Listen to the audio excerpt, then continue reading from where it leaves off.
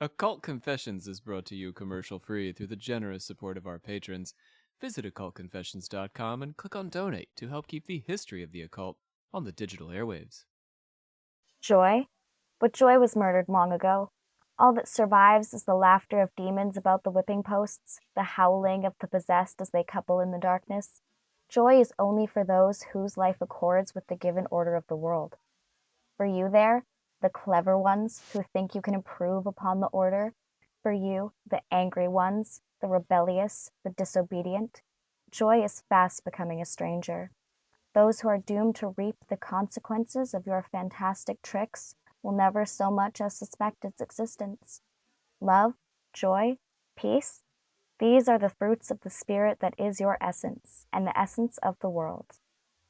Aldous Huxley's Ape and Essence is very much a Hollywood novel, and not unlike Raymond Chandler's hard-boiled detective's view of Los Angeles, it is not especially complimentary.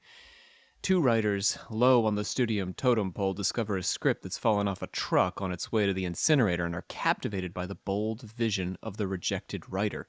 They travel to the farm where he'd been renting space several hours from the city, only to discover that he's already died. This is only the first chapter, and the rest of the novel is the script itself. It begins like a surrealist Planet of the Apes with orangutans and gorillas dressed as nightclub singers crooning about detumescence. These apes lead around famous scientists on leashes, and the scientists double up with pet Albert Einsteins meeting other pet Albert Einsteins on the cusp of a nuclear Armageddon. And the world explodes. Then it shifts to the story of a New Zealand botanist, Dr. Poole, on an expedition to America. New Zealand has escaped the apocalypse, being the political enemy of no nuclear power, but America has been destroyed and is now enthralled to Belial, the organized religion of Satan. They appease Satan, not in hopes that they will bless him, but to keep him from further punishing them. Humans are prohibited from sex except for a brief annual orgy that begins with the sacrifice of all the deformed babies born the year before. The sexually repressed Poole is drawn into the orgy, but rejects the dehumanizing ethos of this demon-governed state and runs off with his crush, a beautiful grave robber, to the land of the Hots, a zone for renegades who insist on having normal human relationships with each other and are buried in the desert if they're caught before they escape. Huxley's sexual ethics are worth taking a moment for, both since sexual ethics are a regular theme on this show and because Huxley's views on sex are an ongoing theme in works like Brave New World. The novel opposes the complete repression of sex, which leads to both the animalistic orgy and the administration of a castrated papacy bent on violently controlling the masses' sexual appetites, but it also looks askance at the orgy featured near the end. Poole wants to stay faithful to his grave robber crush after consummating their relationship, but he's lured into the bushes by two women as she's carted off by another man. His inability to resist the women is a source of great shame that he can only remedy when he resumes a monogamous relationship with her. There is, for Huxley, an important and perhaps spiritual link between sex and emotion. Sex should happen and is perhaps necessary within the confines of emotional commitment, but never without it. In this novel, Huxley is deeply concerned with the fate of humanity in an increasingly materialistic and scientistic age. In his early images of Einsteins on leashes, he suggests that our lower selves, our inner apes, lead the scientific quest, not our higher selves or spirits. To bring Huxley's critique right up to the present moment, the defense of artificial intelligence research, which the entire species is rightfully nervous about, is often couched in terms of military defense. If the Western nations don't do it, the Chinese will outpace us and come to dominate us.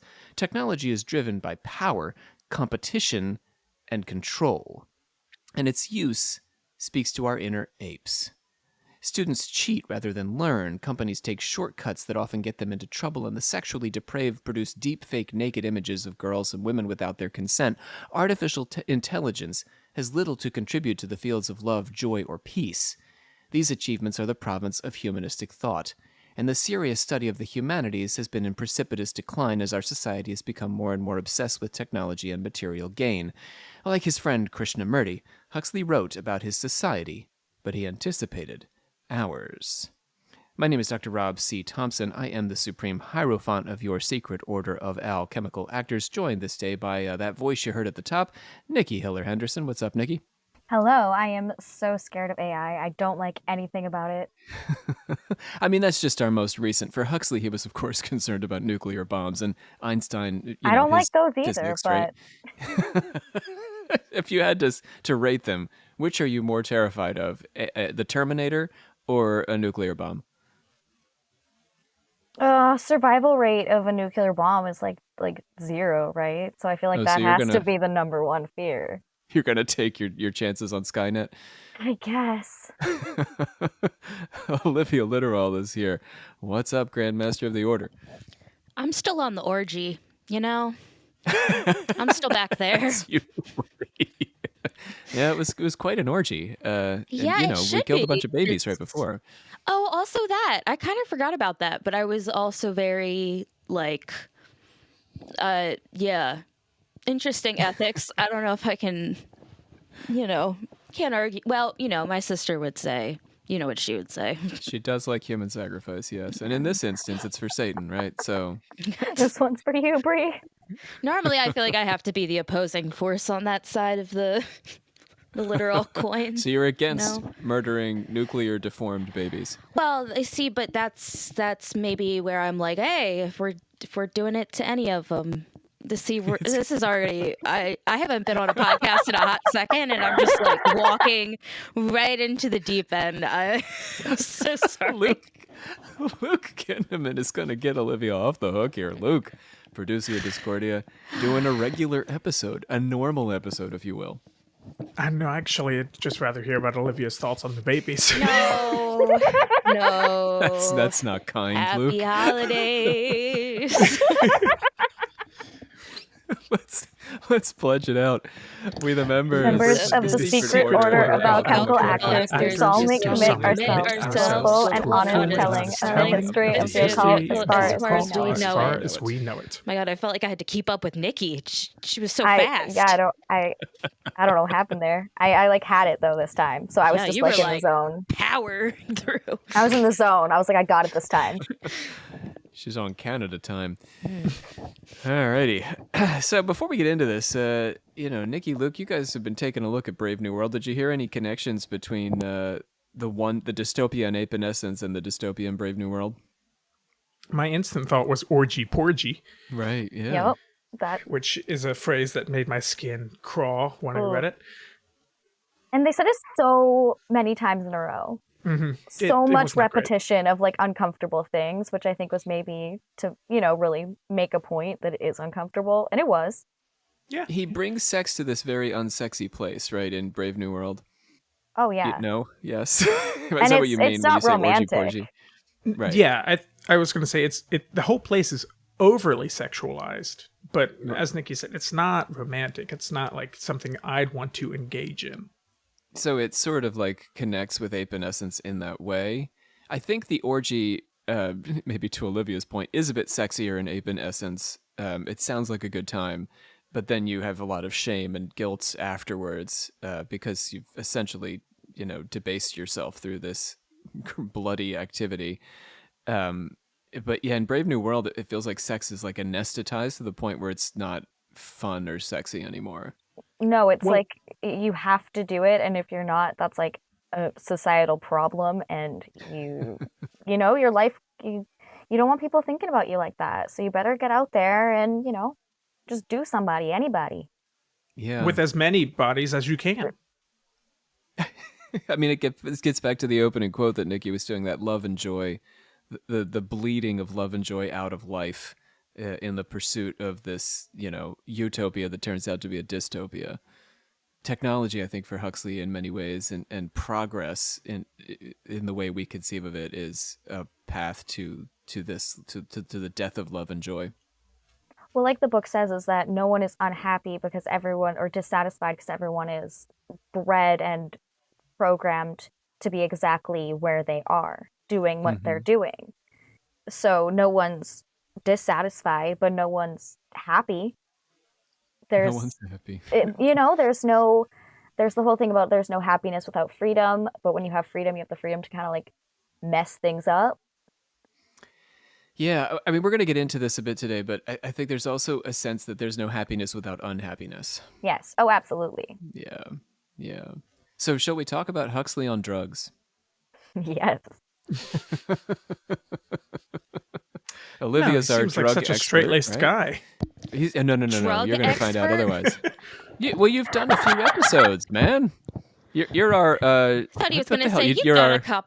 I'm not going to name it. I'm not going to send the cops to your door. But you did our mushrooms episode, our Terrence McKenna stuff, I right? did, and I did it before I ever did shrooms, so that was cool. Talked yourself right into it. I did. I literally did. Like, no joke. Well, let's see if Huxley can talk you into mescaline today.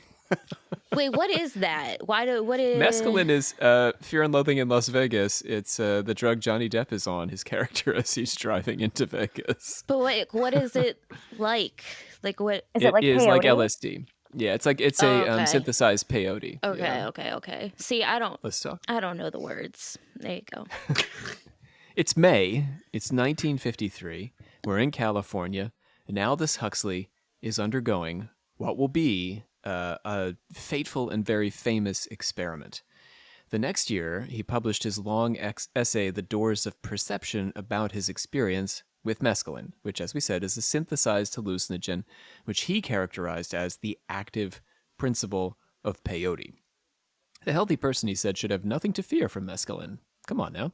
And the effects would wear off in about 8 to 10 hours, so you should fear the loss of a day if you have small children or, responsibilities. But if you're looking at an open Saturday, come on, take the day off. Say healthy person. They say healthy person because, like, with my levels of anxiety, I don't think hallucinogenics would be doing me any favors. Yeah, addiction issues, those sorts of things. I would say you probably want to definitely hang back from this.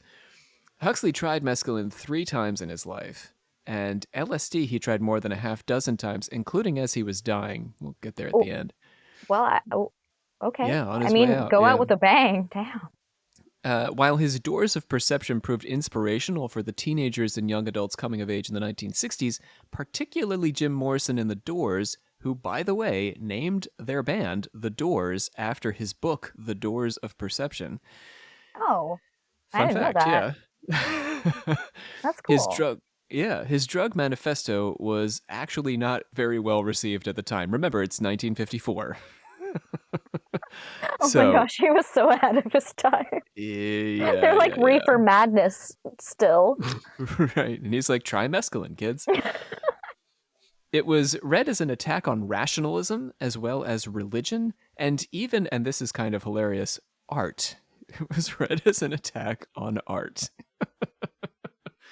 Huxley spends a good period of the book, listeners who have read it. Have you guys read this book, or is it just, you read Brave New World to prepare for today, right? Yeah. So he spends a good portion of the book just like looking at books in a bookstore, and there are these art books. So he's just leafing through them, and he describes his experience with them. And let me just give you a little bit of what he says and why art fans found the book offensive. He's gazing at his gray trousers, which, by the way, fun fact, were actually jeans. So, anyway, he said that, I'll tell you why he changed his pants in a second, but he's gazing at his pants, and he said the fold of the fabric was superior to any Vermeer. Go off, so- I guess. Yeah, it's essentially the idea that, everything becomes aesthetically beautiful under the influence of mescaline. And so a beautiful painting, a beautiful Vermeer is like, who needs it? It's as great as looking at my jeans. I mean, he has a point. Like, when you're... Yeah, right? But even if you can adopt that mindset, right, in normal life of really appreciating things, it's possible to take, and we know this now, like now that we've gone through postmodernism, even Dada should have taught us this, right? But that we can appreciate anything as art with the proper view. Yeah. I mean, I find myself appreciating my jeans all the time. So what's funny about the jeans and is that he was wearing jeans, but his wife, I think it was, or somebody was reading the manuscript and said, "You can't tell people you're walking around in jeans. You're a big time intellectual. You were wearing corduroy trousers, sir. Well, you were high on Yes. mescaline. You were in a pantsuit. Don't let anyone think Right. otherwise. And we all need a woman like that. You know what I mean? That's Right. like, don't you dare. Oh my God. That's like People are going to think you're the gardener. Stephen King's wife, how she like got Carrie out of the trash and she said, finish this shit, we need money. And he did. Right, and we've all benefited from it. Strangely, for those versed in conspiracy theory lore, Huxley noted the close chemical composition between mescaline and adrenaline and suggested that adrenochrome, a product of the chemical decomposition of adrenaline, could have the same effects as mescaline. If you are versed in QAnon theory, or I think even its predecessor, there's this belief that the elite are frightening children in order to raise that's their where I've adrenaline heard that. Yeah, I've to heard the harvest word. adrenochrome. Yeah, I've heard that word before in that context. I was like, wait a minute. As with any conspiracy theory, there's a bit of confusion as to what exactly adrenochrome is for, but for Huxley, it's a hallucinogen. And some conspiracy theory does hold that it's used as like a party drug for the Clintons, but others say that it's used to like keep them young. Like Bathory, right, Olivia? That was blood. But But I essentially bet the they're kids were harvesting, yeah. scared. Sorry, I yeah. bet the kids were scared when they were dying. Yeah, Yes. yeah. So, The girlies were definitely scared. right? So like that energy's in there. Yeah. A good frightful blood. The essay is not only a reflection on what it felt like for Huxley to be on mescaline, but also articulated a philosophy of the mind. Now, Luke's going to do the voice of Aldous Huxley for us. The mind in its own palace and the places inhabited by the insane and the exceptionally gifted are so different from the places where the ordinary men and women live, that there is little or no common ground of memory to serve as a basis for understanding or fellow feeling. Huxley understood mescaline as a way to see through the eyes of the mystic or visionary. The change after taking the drug, he said, took place in the realm of object fact, so that he did not hallucinate anything that wasn't there, but rather saw the world as Adam must have seen it on the first day of creation. That is to say, the miracle of naked existence. We watch a lot of Bluey in my house. There's an episode where Bandit pretends like it's his second day on Earth. Have you seen this one, Luke? Or Of course I have, yes. I watch a lot of Bluey. Yeah, that's basically what we're talking about here. I use this reference in a Krishnamurti episode as well, and Huxley and Krishnamurti were, of course, close friends. But that's really what he's saying, is that mescaline allows you to have that true emotional experience of everything being brand new. Time seemed to be plentiful, and each present moment the product of a little apocalypse, ushering the present second out and the future second in. This is intense. This led Huxley to a vision of the brain consonant with our conversations about F.W.H. Myers and thought transference. Luke? The function of the brain and nervous system is the main eliminative and not productive. Each person is at each moment capable of remembering all that has ever happened to him and of perceiving everything that is happening everywhere in the universe. The function of the brain and nervous system is to protect us from being overwhelmed and confused by this mass of largely useless and irrelevant knowledge. So the drug opens your mind to do what your mind is already capable of doing, except that your brain is constantly filtering out your capacity to see 1,000 light years away. Well, thank God. That sounds exhausting. I Is it? I don't know if you remember, Olivia. Is there any like Terence McKenna in this? Is there any of the mushrooms ideology? Well, so Terence McKenna would have happened like right after. So that's what I've just been sitting here thinking about, is if this was at all an influence for McKenna, because I think the mushroom, his like OG book came out like in the 60s or 60 itself. I can't remember, but so I'm trying to also, I wonder how much, like what the differences are in between the drugs. Mushrooms and mescaline? Yeah. Like, because there's kind of, it sounds slightly similar, but not, I mean, I've done one and I haven't done the other, so. Yeah, Huxley's idea is that, I mean, you talk about like the the elves and all that stuff, right? Like, I don't think you would see that on mescaline necessarily, because you're just having this like intense experience of reality. But even on like you'd have to do a lot of like, so even now, having done shrooms multiple times, I like remember reading the God amount. I can't remember, it's like 0.8 or something. I can't remember what he said, and I remember being like, that's a lot. And now I'm like, I feel like I could do that and still not see machine elves. You know what I mean? Like, I'm still not sure. Me too. So I have a lot more questions now, I think. Like, just if it's like a over time thing, is it like it builds up? Do you have to like, do they have Did to? mushrooms used to be stronger? They were so much more potent back then. Yeah, like I don't know. I have a lot more questions, I feel like, logistically now. I think for the sake of science, we need to get you in your best fitting jeans, and you need to try some mescaline. Yes. There For needs to be some science. folds. Or worst, maybe, because you need a little fold in the fabric That's true, to really yeah. be. Loosest jeans. Yeah, Yeah, you seeing things that are totally average, you see a million times, and you're like, whoa, it's so beautiful. Mm-hmm. yeah.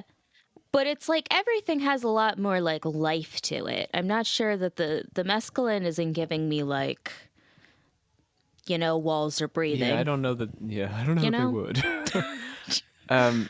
So, to put a fine point on it, what Huxley discovers on mescaline is that the mind is not bounded by space or time, and that the job of our physical organs is to limit all that the mind is capable of perceiving so that we can, as Nikki's saying, function here and now. If we couldn't go through our day dealing with a full awareness of everything, everywhere, at all times, and so our bodies have a way to limit all the incoming contents of the all-seeing mind. The brain and the nervous system, in Huxley's words, operate as a reducing valve, funneling the torrent of information into a trickle. We can manage a trickle. Another way of thinking about this is that the subconscious is boundless, whereas the conscious mind is bounded. And this, for those of you who have been with me for 7 years, was Meyer's perspective 50 years before Huxley. I guess you could listen to all the episodes in a couple days, to be with me for 7 years. But if you just did that, then yeah, you would remember. I hope. I don't know if you could remember anything. If you listen to all our episodes, how much do you think you could retain in a couple days? That's a very good question, because when I first found the podcast, I think I did that, and I don't know What how you much retained? I retained. And we were much smaller back then. We didn't have all these. Well, what you need to do is, just like in Brave New World, just listen to us while you're sleeping, and then all that Subliminal knowledge messaging, will be, yeah. transferred to you. It'll be perfect. I'll be like a sleeper agent. You'll be like, what happened on this episode? And I'll just like snap in, be able to quote it word for word. A sleeper occult scholar. Oh no, I didn't expect you. You had mastered occult scholarship. Quick, guys, get out of here. Just carrying heavy tomes. But they come out of nowhere, right? Oh, yeah. The mystic or genius, which Huxley temporarily approximated with mescaline, are able to bypass this valve either spontaneously or deliberately to see more. Also a kind of Myers cloud idea. The schizophrenic, by comparison, is similarly privy to his world, or to this world, I should say, but is unable to control or shut off the valve and becomes overwhelmed by the constant flow of information. That's a really interesting theory. I'm not saying correct. I'm just saying that's a very interesting comparison to draw, because like with mental health that has anxiety undertones like schizophrenia, you could say paranoid or more aware of like the surroundings, people's tones. Like you take things differently, you see things differently than the average person is able to filter out and be like, oh, the person's looking at me, but not because they hate me. They're just looking at me. You don't have all of these other streams of consciousness that are not necessarily true to your thoughts. I think that if you think broadly enough about it, maybe you can see your way into it. I don't know how objectively it certainly paints the schizophrenic in a more positive light at a time period when it would not be an especially positive diagnosis. Not that it is today.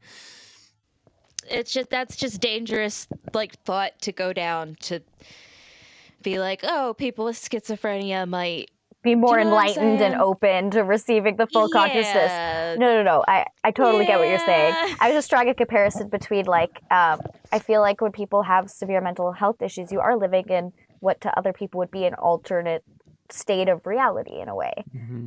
For sure. But I totally get That what you're part, saying, yeah. where it could be like, oh, you're not schizophrenic, you're just in tune with the universe.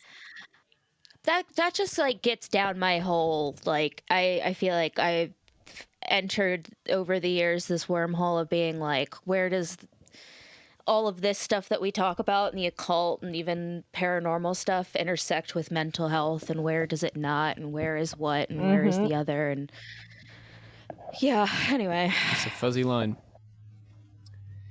In terms of literal visual sense, he compared seeing on the drug to seeing as a painter does. What the rest of us see only under the influence of mescaline, the artist is congenitally equipped to see all the time. Color, he said, was raised to a higher power, perceiving finer shades and difference than before. It struck Huxley that there may be many visionaries out in the world who lacked the talent of Cezanne or Blake, and so experienced the same as these artists, but were unable to communicate it.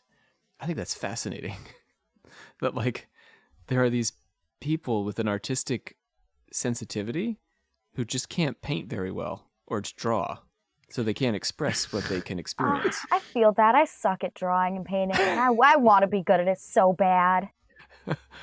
Well, Nikki, it's not that you want to be good; it's that you are good, and I you have the just can't visual express it. artist's mind. You just can't express it. Can't express it, man. You have It- that deep. You're in touch. We're going with that. It makes me think You have- of. Oh, go ahead. No, you have other ways that you're very clearly like artistic and crafty, It and makes me think of like synesthesia, in the sense of like perceiving things in different. Like you have people saying seeing color, not seeing color. We excluding the colorblind, we all see color, but like hearing color and things of that nature, and perceiving things in different ways than others do. So like someone who might have synesthesia but not being able to create an art form. Yeah, there's some phenomena of genius where people see literally, like, in front of them things that, like the outline of a city or, a plan for a building or something. They can see it in detail. It's fascinating what the mind can do.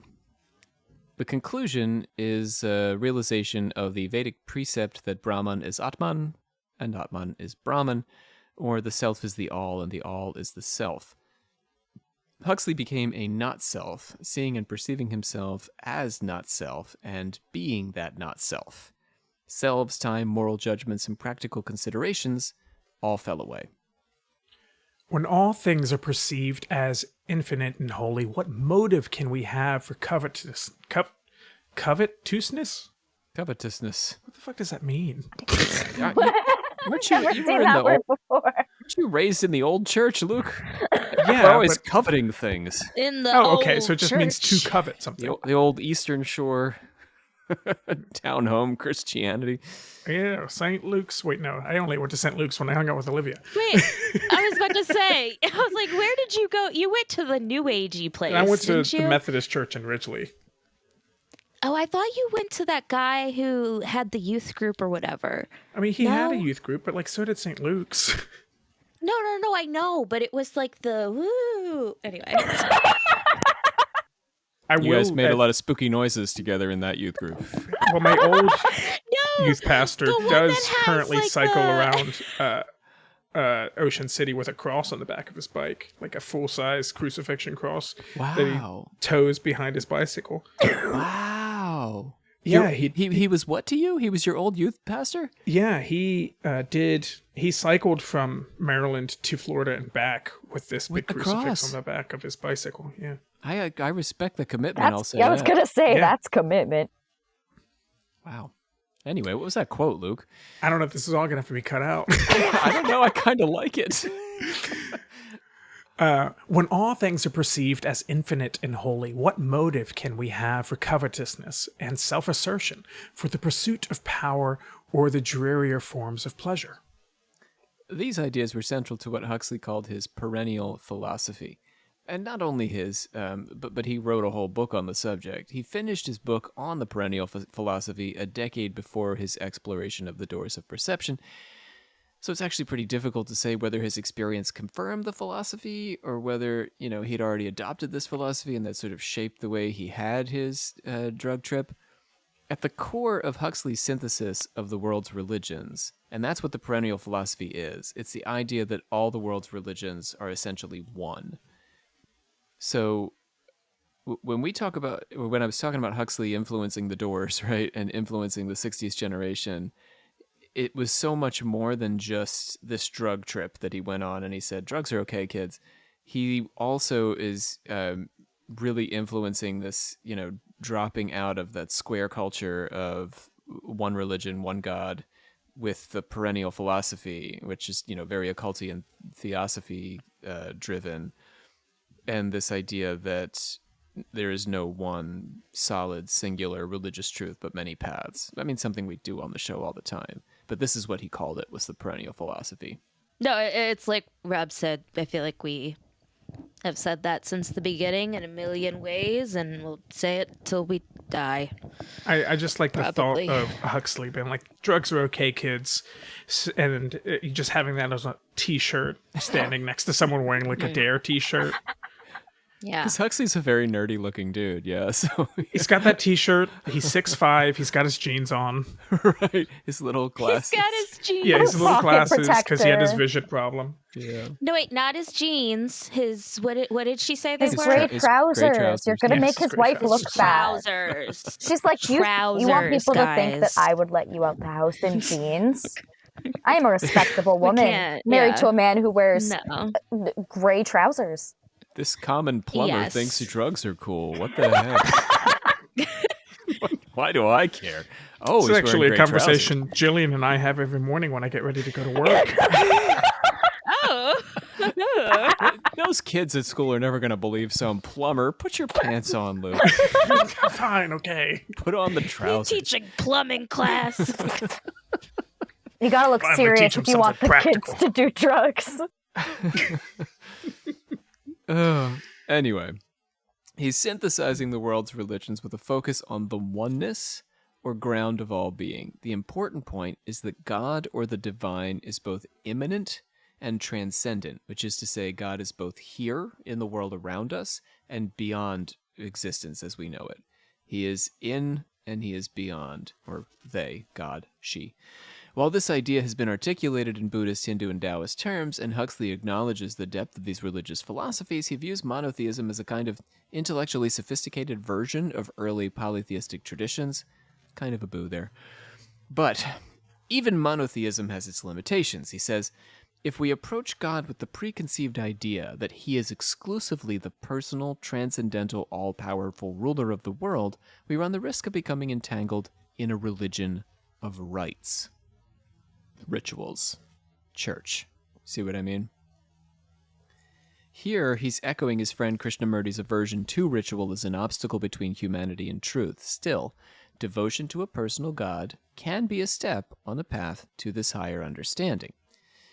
The individual arises from the flux of an ever-changing cosmos as a permanent soul in which experience is organized and forms into a personality. I love that idea, that we're these like souls jostling around in like this cosmic ether, and like gradually our experiences accumulate until we start to have a personality. Oh, these are all me now.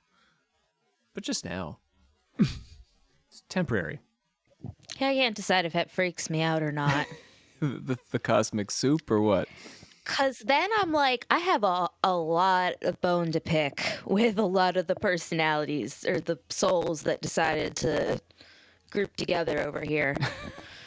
We need to have a community meeting. I'm just saying there should be better regulation because How experiences are organized. I feel like there's something not fair, you know?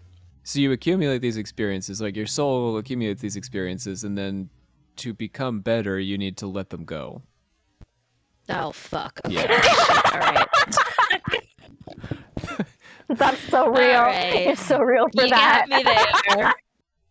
The aim of spiritual work is to transcend yourself, to become selfless, to acknowledge the oneness that pervades all being. I am you, you are me, we are all the same. So your personality doesn't matter.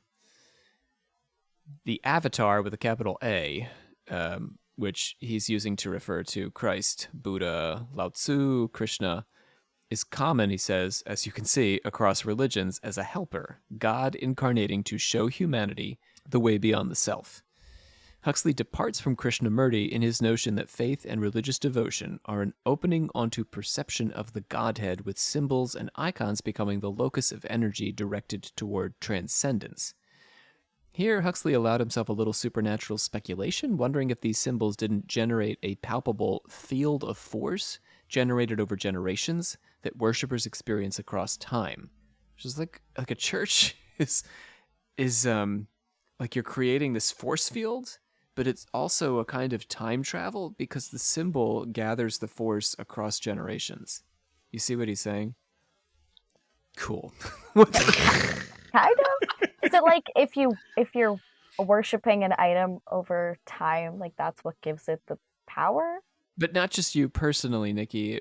It's like if humans have decided that the image of the Buddha has power, we give it power. That's why it has power. Yes. Oh, it's American Gods. That's what we're Oh my talking God. In a about. way, yeah. Okay, I'm on now. I'm here. Yeah, Oh yeah. man, I'm over here Okay. thinking about tulpas. That's not too far off. Yeah. It's chaos magic too, in a certain sense, but chaos magic is very personal. So this We just named everything. it's just all the things. It reminds us of everything. You know the show Bluey?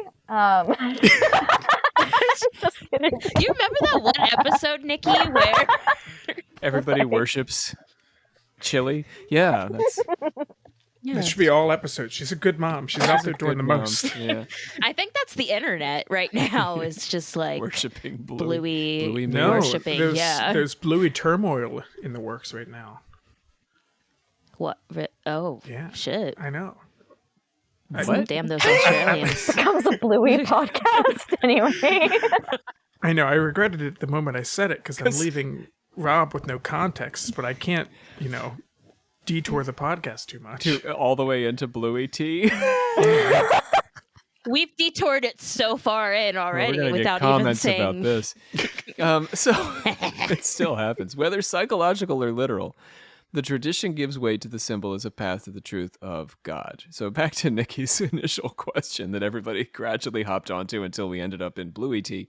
The cross, the image of Buddha, it's like I can experience it having never seen it before and still feel this is sacred and this is important. Have you ever had that experience of seeing like a symbol or something and being like, whoa, that seems serious? Yeah, and that is interesting. If you have no personal relation to it, then what is it about that makes you feel that coming from it? That's interesting.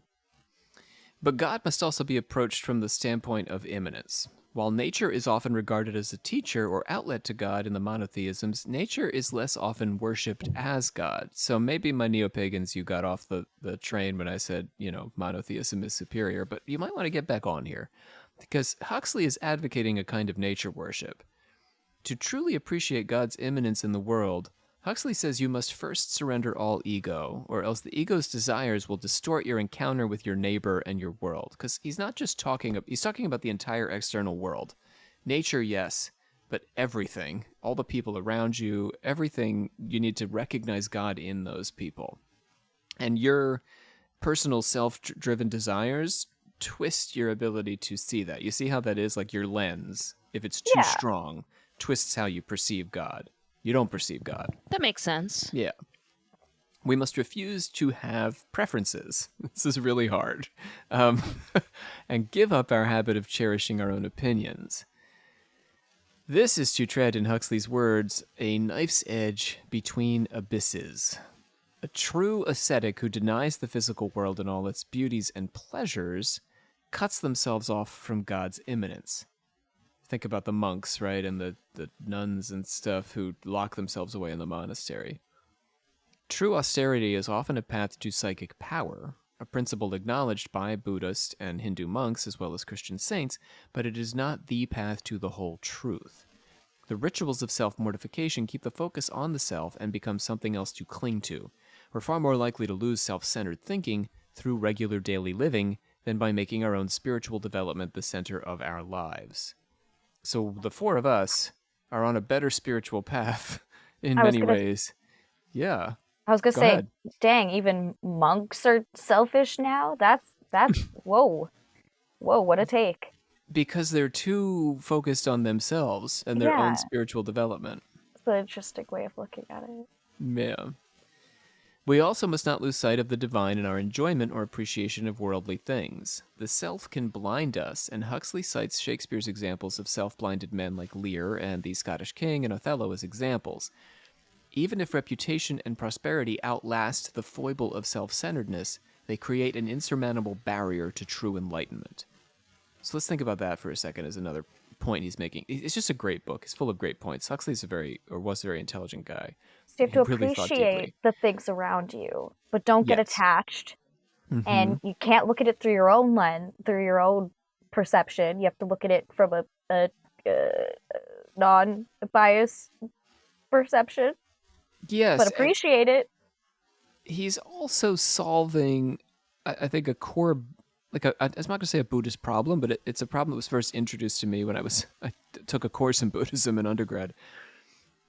The problem is the problem of karma. So why do good things happen to bad people? Right? We've heard this like basic philosophical concern. Why do bad things happen to good people is one thing, but like the flip image of that, like, oh, this awful guy gets to be the CEO or the president or whatever. And there's no consequences for his actions. No matter how awful he is, he just keeps failing upward. You know?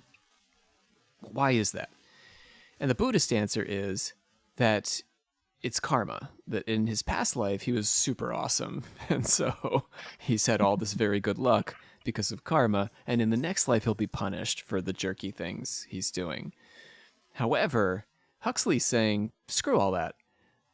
He seems to be doing great and getting everything he wants, but he's so selfish that he's blind to the fact that he's choking off his own ability to actually see the truth and be enlightened. And So his appreciate punishment's things here and now. by being Just miserable. not how we perceive it. Yeah, we're missing the deeper spiritual truth of what appears to be a happy man. We must imagine Hugh Hefner kind of lonely and sad. Oh yeah, You know? And it's not hard. It's not hard to do. I don't think the rich and famous, it's, the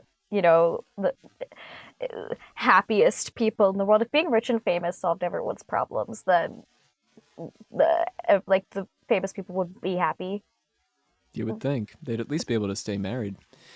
or alive. But everyone struggles depending. It doesn't matter, like your wealth.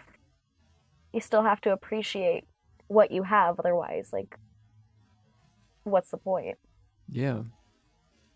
And you have to be able to appreciate things on such a minute level that it becomes kind of nonsensical to accumulate as much as the wealthy have. Right? Like Musk never seems to have enough. But that's his curse. Huxley's famous suspicion of progress, which we talked about at the beginning, as a social and political philosophy, surfaces here in perhaps the clearest possible terms.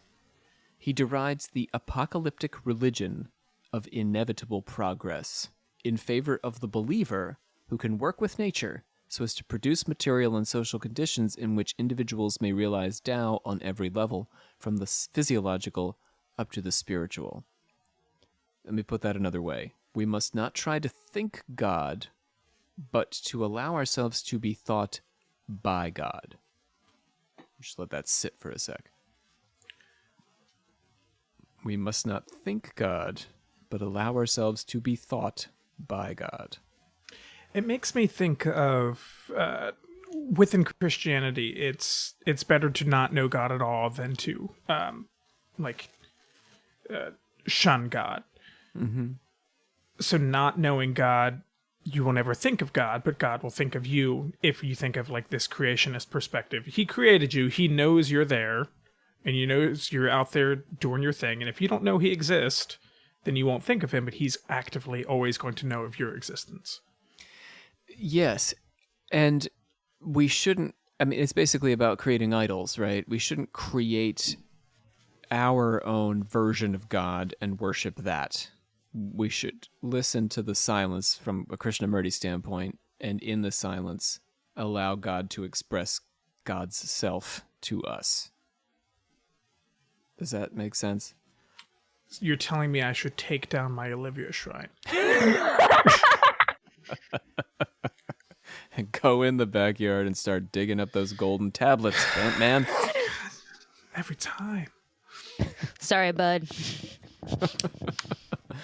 Progress, viewed in this way, through Huxley's dystopian prism, is a project of control, shaping the world in our image. Along the way, we lose sight of the beauty of what is. We also lose focus on the truth, which is written in the fabric of nature and the tranquil silence of our souls. Progress detaches us further and further from reality, which also puts us further and further from God.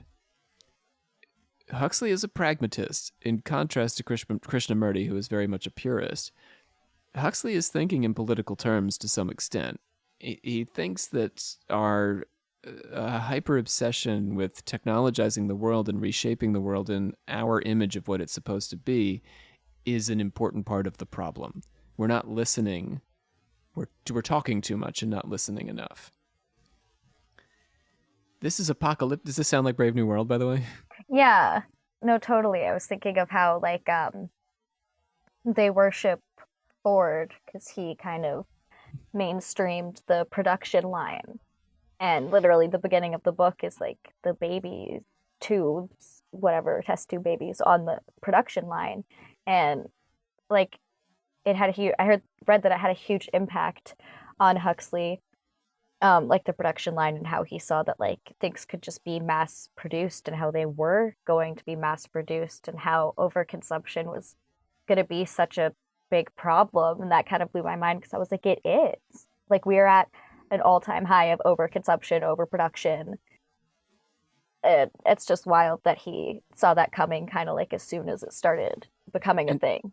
And detachment from labor, right? Like, we tend to, maybe not all of us, but I tend to think of things like the combustion engine and industrialization as, and Huxley I think thought this way too, it's not like just great. It just worked out great for us because clearly there have been drawbacks. And part of it is social. Like, if you think about, pre-industrialization, a craftsman made a table. It didn't get churned off at the IKEA production line. And the craftsman was invested in that table. And you paid more for the table, but the entire process was also healthier for the craftsman in every way. It was art, yeah.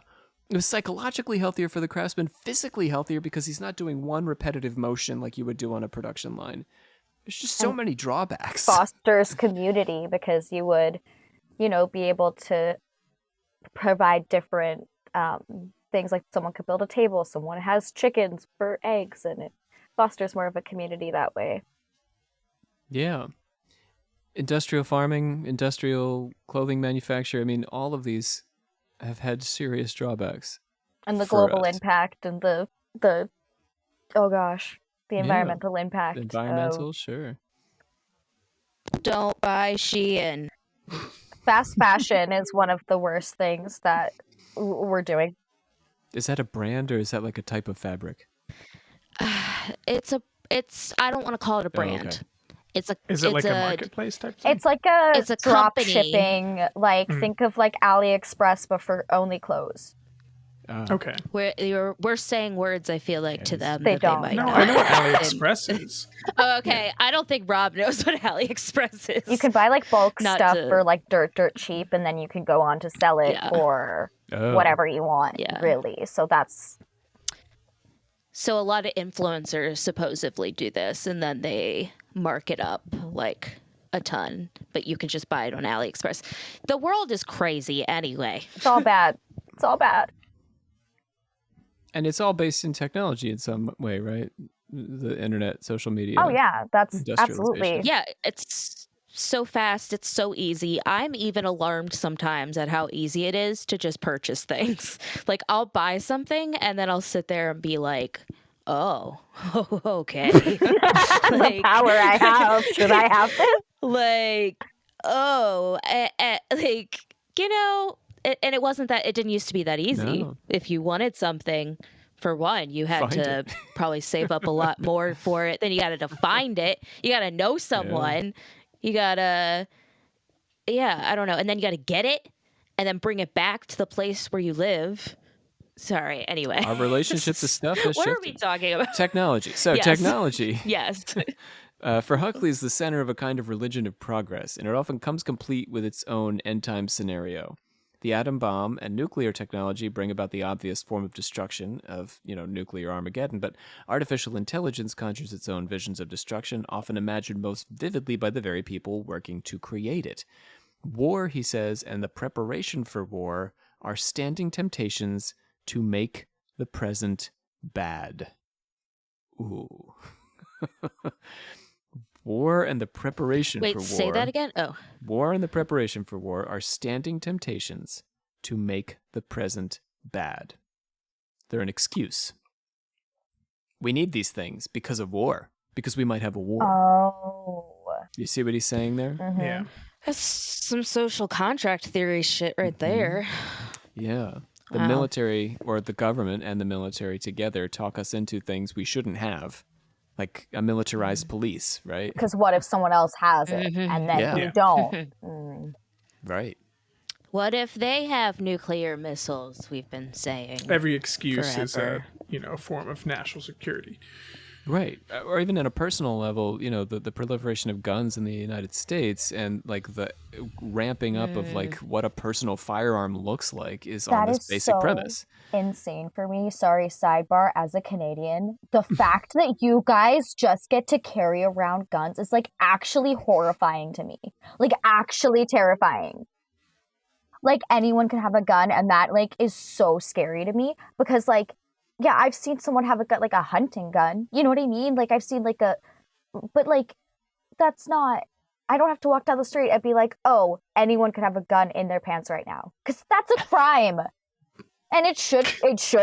I'm sorry, In that's my their rant. pants. I'm just so confused about. It's in their I'm just so pants, Nikki. confused about like. Well, there's it's like either it's a shootings, gun or they're happy to see her. It's hard to say. Yeah. and either way, I'm not happy about it. So either way, I'm disturbed. Get But that anyway, gun out of your it's pants. wild.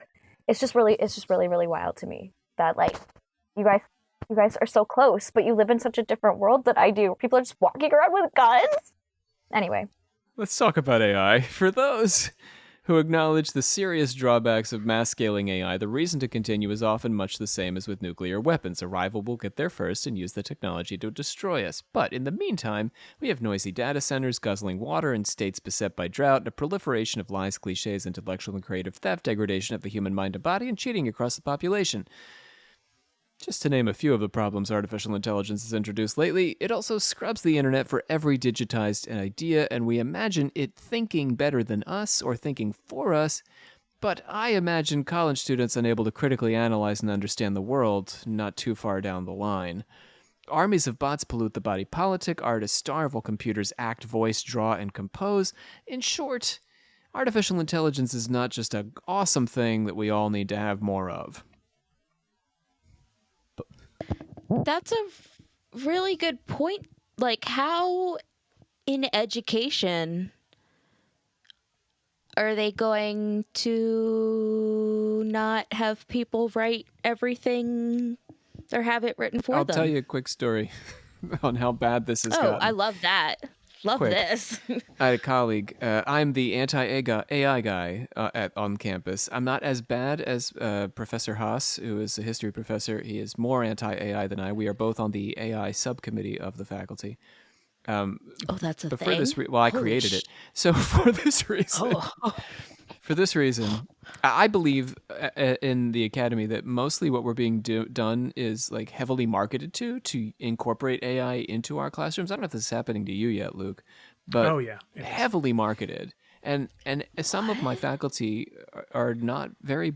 I don't know. I'm not going to say they're not very bright, but they're just like, whole like, oh yeah, AI is great, let's use it. AI is fantastic, and they're not reflecting on some of the drawbacks. So anyway, this faculty member, because I'm the anti-AI guy, he copies me and the pro AI people on a message. He says, I think a student's cheating. Now, I've heard this dozens of times this semester as the AI guy, and I'm sure it's happening more than what I've heard about. But he says, I think the student is cheating. And the pro AI people run the, AI answers through a checker.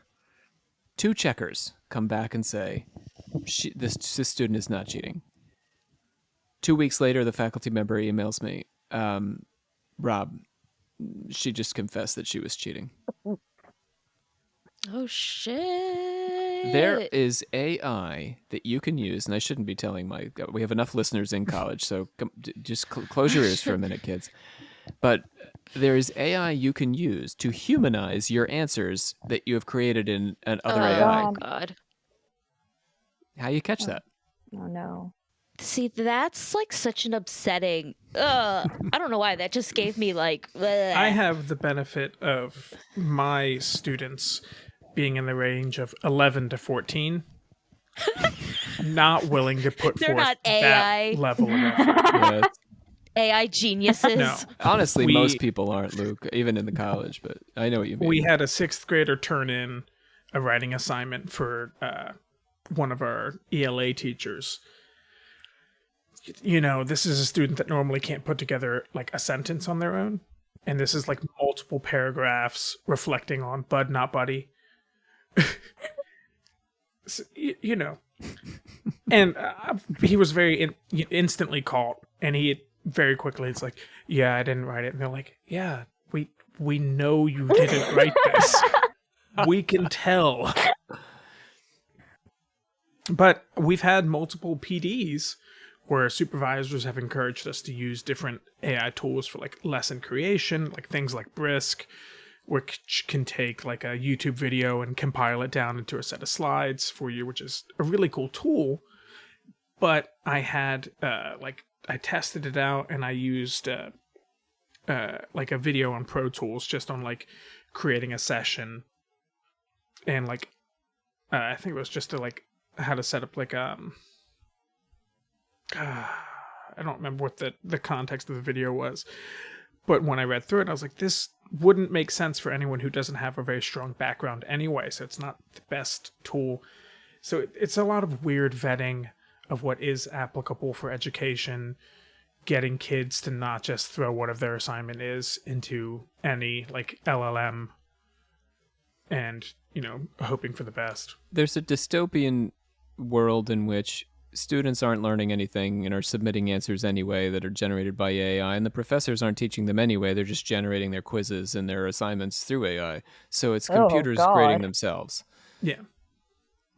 So, by contrast, Huxley cites the Greek view that every victory has to be paid for, and for some victories, the price exacted is so high that it outweighs any advantage that might be obtained. I mean, this is Brave New World, right?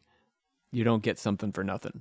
Yeah. AI doesn't come for free. And we're talking about the price right now that the rah-rah cheerleaders for AI, particularly the corporations, they're governing all this rah-rah cheerleading. They don't want us to think about this stuff.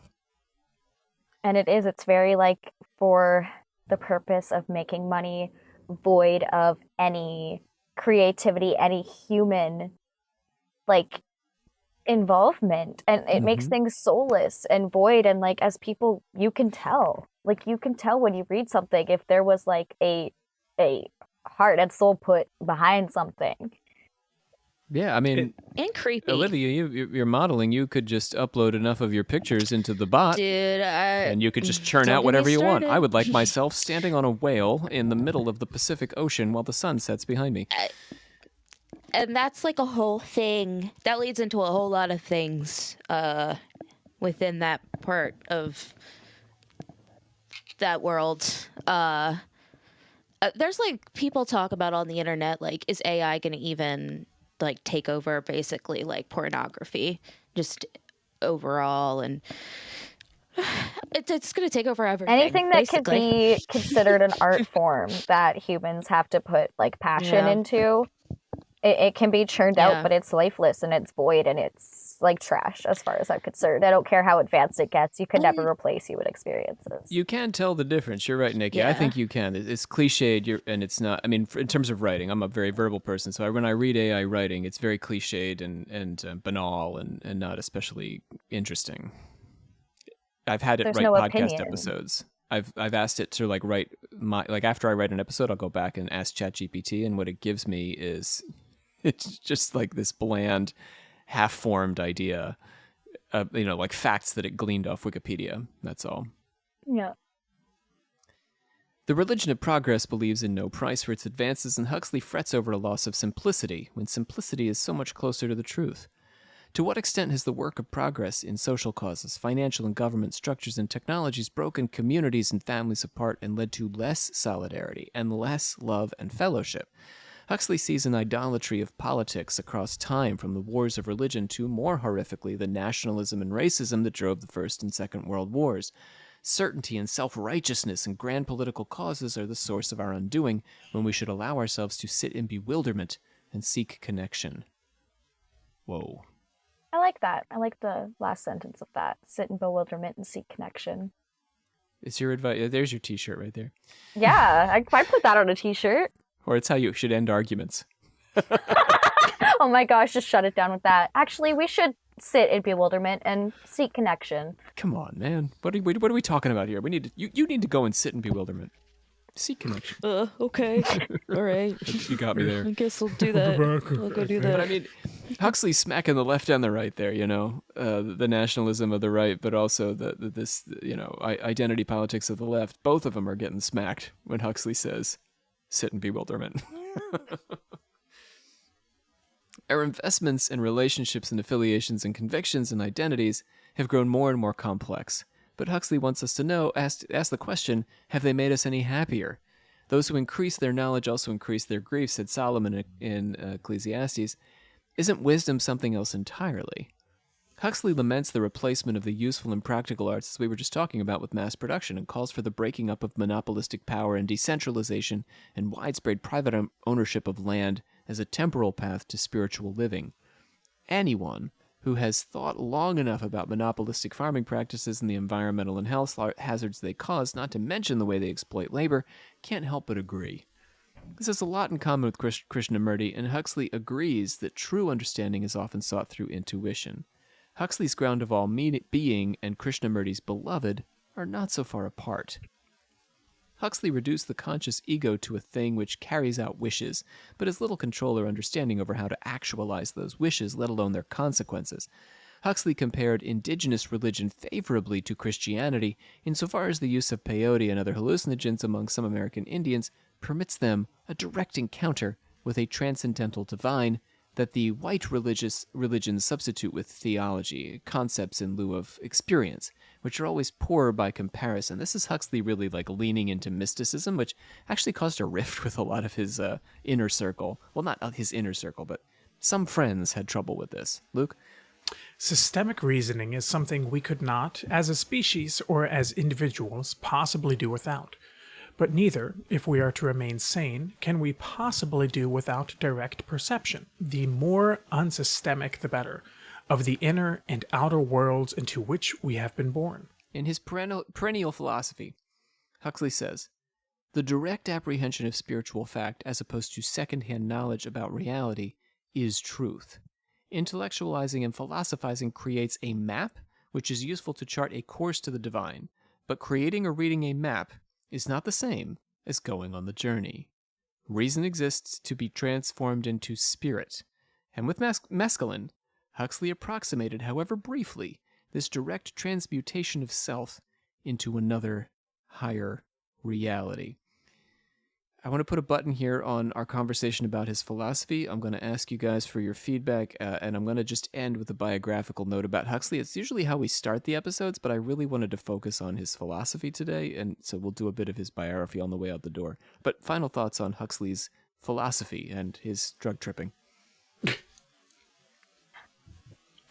I wish he had experimented more as far as drugs. I forgot Personally, that I we wish he did more started with drugs. mescaline. Well, no, in the sense of it seemed to have been quite profound for him in, creating his worldview essentially, and I think, and he passed away in the 60s. 63. We're going to get there in a 63. second. Oh, okay. So like, right, getting into kind of like more of the free love movement, where I think socially it would have been much more acceptable for him to kind of delve into these things. I think his opportunity just came a bit too early. Yeah. Yeah. Even the 60s, if you were mixing drugs and philosophy, even, they were like, let alone drugs and science. Right. He just Or waits psychology. till August 15th, 1969, and he would have been fine. No one wants to take science seriously when you're on drugs, but how else are you supposed to scientifically explore the effects of drugs? Literally. All right, let me do my postscript here. Huxley is very much worth listening to and learning from, as we've learned from our account today. And our account today has focused on his philosophy as I imagine Huxley would have wanted it. However, we have overlooked what a fascinating person he was in this conversation, and I just want to get to some of the highlights of that. As Luke mentioned earlier, he was arguably blind for most of his life, which kept him out of the First World War, but he recovered his eyesight enough to attend Oxford. Later, he claimed to have been cured, or at least partially cured, of his near blindness through exposure to the bright California sunshine and something called the Bates method. Yeah, I don't remember. I don't know exactly what it was about. Nikki, are you about to ask me? I don't know what the Bates method is. But No, I just had no idea that he had eye yeah. issues at all. There's a lingering debate over whether Huxley cured himself or was cured of his blindness. There's different stories about him giving speeches where he appeared to be reading from note cards, but then his audience caught on to the fact that he had actually memorized it. Oh, Yeah. But there's a lot of other weird, fascinating details about Huxley's life. He taught French at Eton College, and one of his students was George Orwell. So Orwell found him to be kind of a terrible teacher, but an excellent speaker of French. That's how my kids talk to me. So two of the 20th century's most famous dystopian novelists were there in the same classroom at one point, right? The two most famous dystopian novels of the 20th century are Brave New World and 1984. someone was in that class and they brag about it. Yeah, well, not anymore. They They're all did. dead They now, did. but They did. And he actually wrote to Orwell praising him for 1984. He was very happy with what Orwell came up with in that book. I think it's obvious to see why. He was born in the United Kingdom, but he moved to California, Huxley that is, in 1937, and lived the rest of his life there. But another fun fact, he was unable to become a citizen of the United States because his entire life he was deeply committed to the cause of pacifism, which is to say no war under any circumstances. So lived through 2 world wars as a pacifist. He would not pledge to take up arms in defense of the United States. So you have to do that, or you did have to do that in the 50s. And so the judge called an end to his immigration proceedings. He couldn't become a United States citizen because when they asked him, will you take up arms in defense of the country, he said, nope, not going to do that. Hell yeah. Yeah. I mean, he was blind, so they were never You going to ask him. probably don't want but- him taking up arms. Yeah. Judge, come on. During the Second World War in California, he wrote screenplays, including an adaptation of Pride and Prejudice and Jane Eyre, and an unused screenplay for Alice in Wonderland, which he wrote for Disney. Not that the one would that be cool. Yeah, it wasn't the actual movie Disney ended up making, but Disney owns or has a Huxley screenplay for Alice in Wonderland. I would love to see that. Isn't that something? He was born into a privileged intellectual family with many novels under his belt. His grandfather, I mentioned in a Krishnamurti episode, coined the word agnostic, and he was known as Darwin's bulldog because whereas Darwin was very, how do I put this? Very reserved about arguing with religionists and stuff about his theories. Huxley's grandfather would just like go out guns blazing and be like, you guys are morons. Yeah. So he invented the term agnostic. So that's his family, like all these famous people. He's distantly, not on his mother's side, he's related to Matthew Arnold, the poet. So he didn't need money is what I'm trying to say. So he's writing all these screenplays and he didn't need the money. And do you know what he did with it during the Second World War? Can you guess? It's super cool. It's very charitable. Donated it for kids to do drugs. That's Well, it's the not right. Second World War. Second World War, Nikki. We have bigger problems than kids not having enough drugs to do. Are we Contributed saving people? Yes. to America's genes Oh. deficit? No, but Olivia's We're right. saving the Jewish people. Yes, he picked I Jewish win. intellectuals and radicals, and he brought them over from Germany to the United States. He saved political radicals and Wow. intellectuals. That's That's Hell sick. yeah. That's way cooler than the Then your drugs idea. kids or the genes thing. I don't know. I think the genes thing was I pretty mean, up there. kids need drugs too. We both noble causes, Nikki. Don't worry. He died of oral cancer at the age of 69. His wife gave him 2 shots of LSD, a request that he had written down for her as he died because he couldn't speak. So he wrote specific instructions to give him intramuscular shots of LSD. So he died while on LSD. He passed on the same day as Chronicles of Narnia author C.S. Lewis, but their deaths were hardly noted because Aldous Huxley died on the 22nd of November 1963, 7 hours before President John F. Kennedy was shot and killed while riding in his motorcade in Dallas, Texas. Okay, conspiracy. It's weird. It is weird. That's It's iconic, crazy. right? Huxley, this It is. countercultural hero of the British intelligentsia, dies on the same day as the president who's most identified with the 60s. And then also C.S. Lewis. Right. Just because, yeah. It's just Just for Excuse shits and me? giggles. Excuse me? throwing him in there.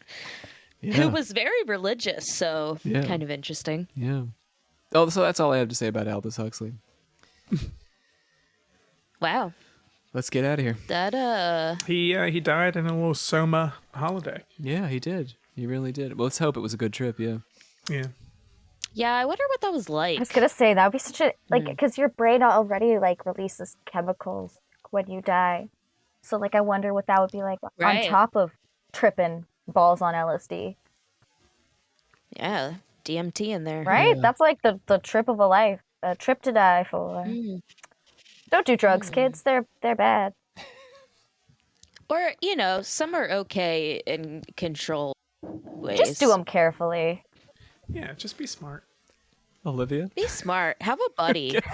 We, the members, have the Secret Order of Alchemical No, that's Actors. the intro, not the outro.